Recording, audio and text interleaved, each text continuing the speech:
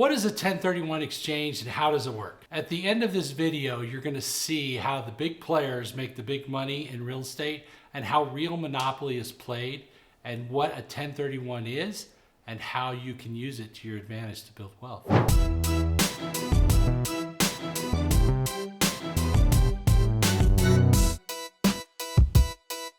What if you had the ability to defer taxes forever and pass on your estate to your children? What about that? Well, the 1031 may allow you to do that. We're going to talk about how that's done. We're also going to go into some of the tax law and what it does and allows you to do in terms of moving money from one property to another without paying capital gains. Again, I'm not an attorney, I'm not an accountant. This is something you could talk to your accountant about, but this is for informational purposes so you understand what exactly it is you should be asking your accountant or your attorney. A 1031 tax exchange is a part of the tax code. It's also called a Starker exchange in some circles. And what it means is your ability to trade your equity that you have from a property that you sold and roll it into another property for equal or greater value. There's two types of exchanges. There's a normal exchange, which is the one I described, and then there's a reverse exchange. On the normal exchange, you would find a property, you would sell your property, and then you would buy the new property. The property you're selling, called your down leg, the property you're buying, called your up leg. Down leg selling, up leg buying. Buying up, right? Selling down. The reverse exchange is the opposite. The reverse exchange is where you buy the property you want to get, and then you sell the property that you want to get rid of, so you already own the property. And the reason people do those, of course, is so they can tie up the property they want to buy, and then they get rid of their property, and they, of course, would use their cash to buy that property, and then as they sold the other property, the down leg, they would get their cash back. So let me show you right here, right now, how it works. So this is a couple houses that I own.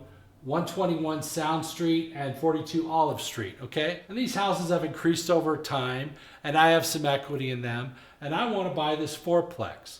So I may sell one of these houses or both of them together and trade into this fourplex. Now, maybe these houses sell for $100,000 each, and this fourplex I'm buying for $500,000. So I would use my equity from these properties, the cash I would normally get in escrow, and instead of taking it, I would use that cash to go into this 4-unit building because I really wanted to get rid of the houses and I wanted to get into an apartment. So how does that work? Well, what happens is there's actual exchange companies. They're called 1031 tax deferred exchange accommodator. And what they do is they accommodate the exchange.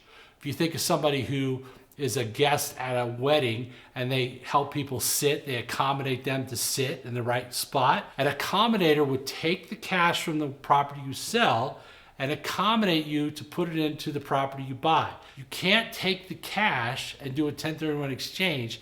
It has to go through an intermediary or an accommodator or a third party which is licensed and set up to do this. Most of your title companies have people that they work with and recommend that are vetted that you can do your exchange with. In some states where you don't have title companies, where you have attorneys that handle these things, similarly, they can handle the exchange. The money cannot go to you, it must go into an escrow account, and then that escrow money is used to close or buy the next property. So going further, normally when you sell a property, you have capital gains, right? In other words, whatever you sold the property for, less what you paid for it and what you've depreciated, you have a gain. What I mean by depreciation, of course, is as you decrease the value of the building as it gets older, that is recaptured or recovered when you sell the property. By doing a 1031 exchange, the capital gains are deferred. Deferred till when? Deferred until you sell the property and take the cash. Whenever you sell the property and take the cash, I don't know, it depends. It might be your heirs that sell the property. It could be you trade it down the road and buy a 12-unit apartment building and do another exchange. So we go from a house to a 4-unit to a 12-unit, avoiding capital gains for now, deferring them. You still owe them, but you're deferring them, and it allows you to get into a bigger property. Now, why would you want to get into these bigger properties? Because by paying more money, you have a bigger asset to depreciate over 27 and a half years in residential real estate. So your ability to depreciate that offsets the cash flow.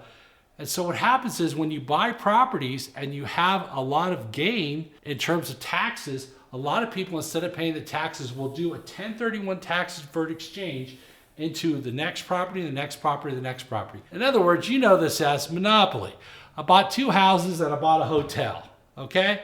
I bought a hotel and then I bought another hotel. So your ability to do monopoly in real life is using the tax code, and the benefits of taxes is by using a 1031 tax deferred exchange. I personally use 1031 tax deferred exchanges, and I'm going to tell you how I did it right after you subscribe. So subscribe now so we can stay engaged and you can learn more about real estate and real estate investing. And I'm going to tell you how I did exchanges and ended up buying multi-million-dollar properties by starting out with a few beat up old houses in Oakland. So here we go. So I bought these fixer-upper homes in Oakland, and I fixed them up and I rented them for about a couple years. And they had gone up in value, and I wanted to buy this apartment building. So what I did was I sold a couple of these houses, and that gave me a couple $100,000 in cash after selling them. And I used that couple $100,000 in cash to buy a bigger apartment building. And that meant that I didn't have to come up with a bunch of money because I used my equity in these homes. So I sold the homes. I used an accommodator, a 1031 exchange, and I ended up buying an apartment building. The first apartment building I bought was in 1999. I still own it. I bought that property for $1,085,000, complaining the entire time until the broker told me, if you don't want to buy it, I'll buy it. Today that property is worth in excess of $4 million.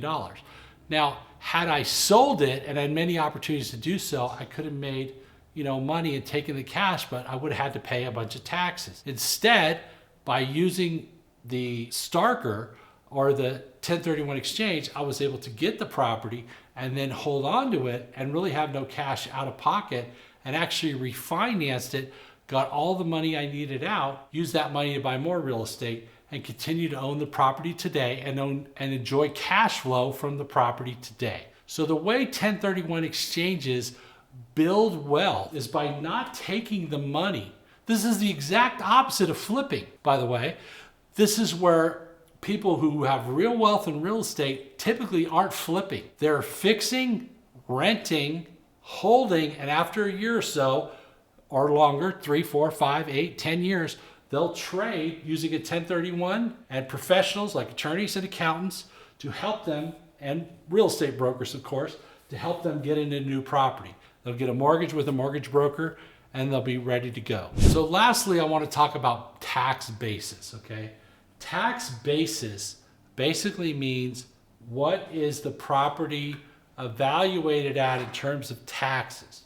So if I paid $100,000 for this property and $20,000 was the land, the starting tax basis would be $80,000.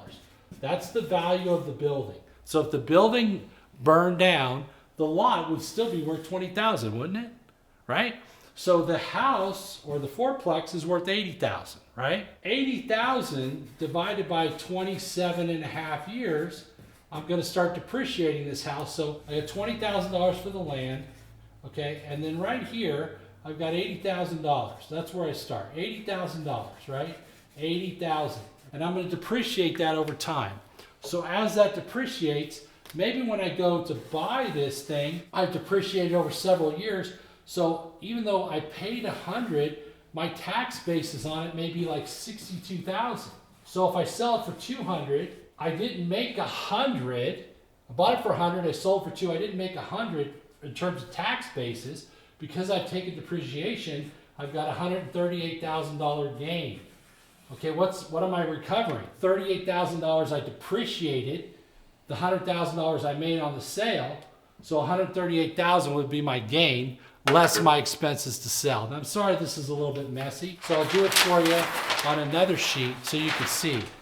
So if I bought a property and the property cost me $200,000 in this example, and I depreciated it over 7 years, maybe now the value of the property for taxes is only $120,000. I've depreciated $80,000. You follow? $80,000 of depreciation over several years. So now for tax purposes, my gain is I got to recover the $80,000 I depreciated. Now if I sell it for $300,000, okay, my gain is 100, because I paid 2, plus the depreciation of 80, right? So my gain is 180. Okay? $180,000 gain, which is why people do a trade, so they don't have to pay taxes on the 180 initially. They can defer those taxes for down the road, where they have the ability to buy more buildings and build more wealth. Because here's the bottom line, my friends. The more real estate you own that's going up in value, the better you're going to be. So if I own $1 million worth of real estate and appreciation is 3%, okay, that means I'm making $30,000 a year in my sleep through appreciation. Not that properties always appreciate, they go up and down, right? But over time, land and property generally goes up in value because the cost of materials, the cost of land, the cost of sewer hookups, the cost of construction, all those go up. So the actual value of a building maybe built in 1960 may be 20 times what it cost to build in 1960 today. So $1 million worth of real estate appreciating at 3% gives you $30,000 a year. You follow? And potential equity from appreciation. And that's why people want to keep buying bigger buildings, because one, there's more appreciation by owning more expensive assets, and two, there's more potential for cash flow and less vacancy risk. So if you have 12 units and one moved out, you lose 1/12 of your income. If you have 12 units and 2 move out, you lose basically just 2 units, right? But if you only have a house and somebody moves out, you lose 100%. A fourplex, some moves out, you got 25%. So this is why people use the 1031 to build an empire or build wealth, by using the tax law, which is favorable to real estate investors, to continue to move their equity without paying taxes by selling, and allow them to buy more and more property and get into a better position in terms of total property owned. I'm Paul Maguire. Be sure to subscribe. And in the next video, I'm going to show you exactly how you can get started in real estate with little or no money.